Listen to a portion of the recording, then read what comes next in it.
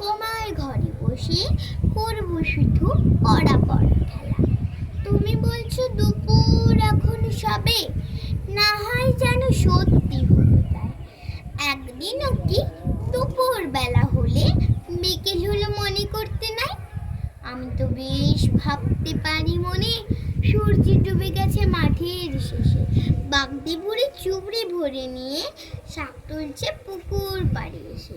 আধার হলো মাদার গাছের তলা, কালি হয়ে এলো দিঘির জল। হাটের থেকে সবাই এলো ফিরে, মাঠের থেকে এলো চাষির দল। মনে করো না উঠলো সাজের তারা, মনে করো না সন্ধে হলো যেন। রাতের বেলা দুপুর যদি হয়, দুপুর বেলা রাত হবে না কেন?